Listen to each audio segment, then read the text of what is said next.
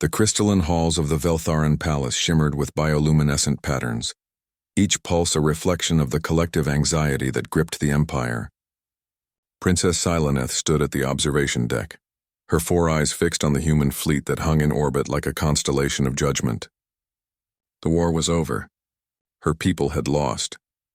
3 cycles ago, the Veltharan Dominion had been unstoppable, an empire spanning 17 star systems, their military might unquestioned. They had dismissed Earth as a primitive world, ripe for annexation. The humans had no advanced shielding, no plasma weaponry, no FTL drives that could match Veltharan technology. It should have been simple.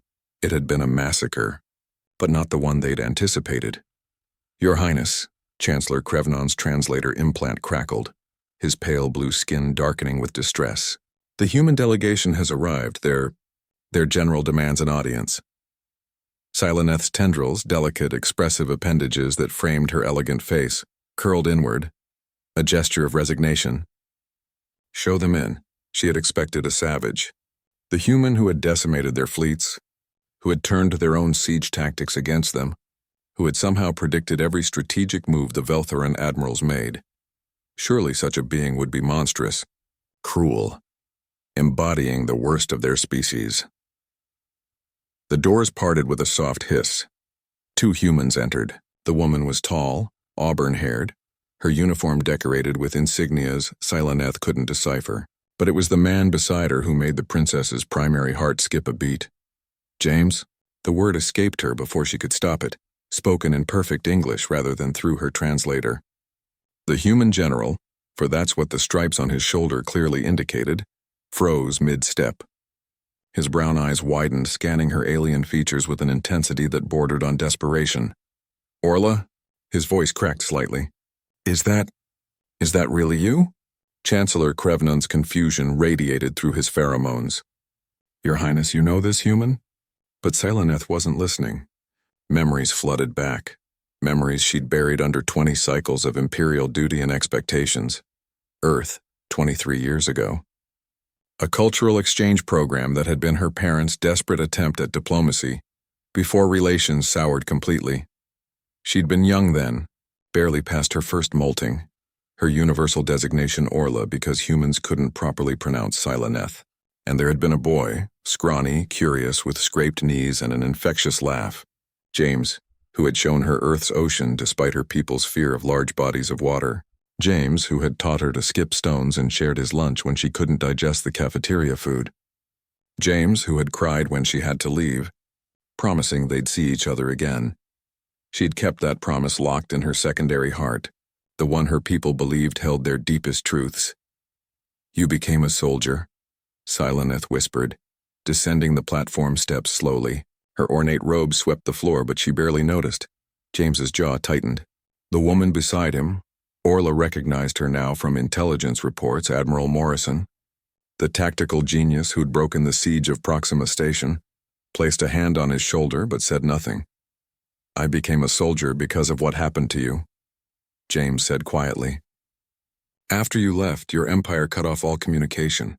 12 years later, they attacked our colony ships, slaughtered millions, his hands clenched into fists. I wouldn't let them do to others what I feared they'd done to you. You thought I was dead. I hoped you weren't. But hoping isn't intelligence. He took a breath, and she could see him visibly rebuilding his composure, the general reasserting himself over the boy. Princess Sileneth, I'm here to discuss terms of surrender. The formality stung worse than any plasma burn. You memorized the tactics I taught you, she said suddenly. The stone-skipping technique. That's how you defeated Admiral Tharvex at Kepler 442b, wasn't it? Bouncing projectiles off the magnetosphere to strike from unexpected angles. James blinked. Then a ghost of a smile touched his lips. You always said I'd find a use for it. Chancellor Krevnon stepped forward, his diplomatic training overriding his shock. General, the Veltharan Dominion is prepared to discuss reasonable terms. The terms aren't negotiable, Admiral Morrison interjected, her tone professional but firm. She produced a data tablet, the holographic display shimmering to life. Complete demilitarization, reparations for the colonies destroyed, and a tribunal to try those responsible for war crimes. Sileneth felt her father's legacy crumbling around her. The Emperor, her father, had been among those who ordered the colony attacks. She'd discovered the truth too late, her objections buried beneath the machinery of imperial policy. "I accept," she said. "Your Highness," Krevnon's translator nearly sparked with his outrage. "I accept," she repeated louder. Her 4 eyes met James's too. "On one condition." James nodded slightly, indicating she should continue. "I want asylum. On Earth." She straightened, her tendrils spreading in a gesture of vulnerability her people reserved for only the most intimate moments. "I cannot, will not, remain as a figurehead for a regime that committed atrocities in the name of expansion. If there is to be a tribunal, I will testify. I will ensure every truth is revealed." The silence stretched between them, loaded with 23 years of separation, war, and loss. "You'd betray your own people?"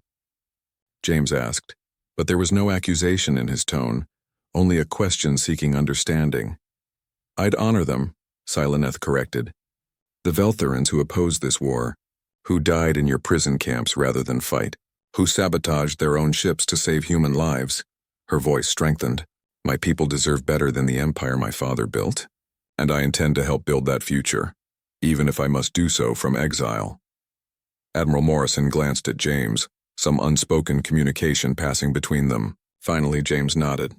"Granted. But you'll be monitored, and you'll work with our xenocultural division to help both our species understand each other." "Of course." A pause. Then softer. "Will you be there? In this new world we're building?" For the first time since entering the throne room, James's military bearing cracked. The boy who'd skipped stones with an alien princess peeked through. "Yeah. Orla, I'll be there." As the formal surrender documents were prepared, as Chancellor Krevnon sputtered protests that would ultimately mean nothing, Sileneth allowed herself a moment of hope.